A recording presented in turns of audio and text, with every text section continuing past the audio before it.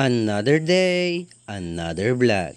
Heto na naman ang panibago nating video. Nag-troubleshooting nga pala tayo ng linya sa Barangay Bakawan at Barangay Buhay na Tubig. Matapos nga ang 2 araw at 2 gabi ay napailawan na rin natin ang 2 nasabing barangay. Tara! At samahan nyo na naman ako sa panibago nating video. Let's go! Tunas man din. Sa lakas ng kuryente oh.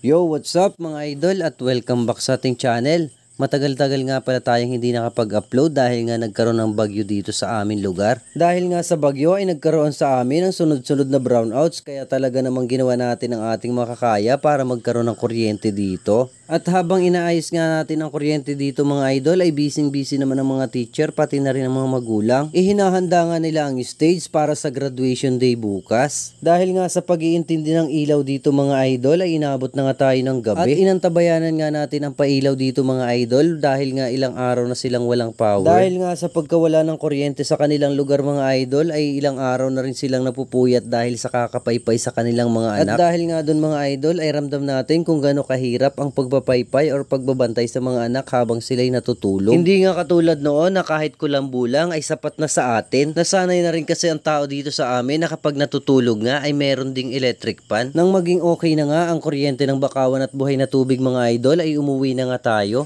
Salamat nga pala kay Uncle George Malabanan sapagkat pinadalhan pa tayo ng pangmerienda at pasalubong sa mga bata. Tuwang-tuwa nga dito si Kiyo sapagkat paborito niya ang ganitong uri ng soft drinks. Dahil nga sa tuwa ng aking anak mga idol ay nawala ang aking pagod sa pagtatrabaho. At bukod pa nga dyan mga idol ay pinagluto nga tayo ng aking misis ng napakasarap na panghapunan. Nagluto nga pala siya ng pritong tinapa pati na rin noodles. Saktong-sakto nga ang ating pangulam mga idol dahil pag uwi ko nga dito sa bahay ay medyo umuulan. Dahil nga napagod tayo sa pagtatrabaho ngayon mga idol ay napakasarap humigop ng mainit na sabaw. Habang nagsasandok nga tayo mga idol ay medyo nakaluwag-luwag na nga ang ating isipan. Ilang gabi na kasi tayong napupuyat dahil nga sa pag-iintindi ng kuryente dito sa amin. Dahil nga nayari na natin ang mga dapat nating ayusin ay makakaluwag-luwag na tayo at makakagawa na tayo sa iba. Kung tutuusin kasi ay mas malaki ang kikitain natin sa pag-iinstalasyon kaysa sa pag-iintindi ng mga linya. Dahil nga sa pagmamahal at malasakit ay ginagawa natin ito ng paraan para makapagbigay ng maayos na serbisyo. Sa simpleng pasasalamat nga ng mga taong ating napapailawan mga idol ay masaya na tayo doon. Dahil nga sa pangyayaring ito mga idol ay naramdaman ng 2 barangay kung gaano tayo kahalaga kapag wala tayo sa area. Kapag nakakarinig nga tayo ng pasasalamat mga idol ay sobrang nakakataba ng puso. Kahit nga napapagod at napupuya tayo mga idol ay talaga namang sobrang nakakatuwa pag nakakarinig tayo ng pasasalamat.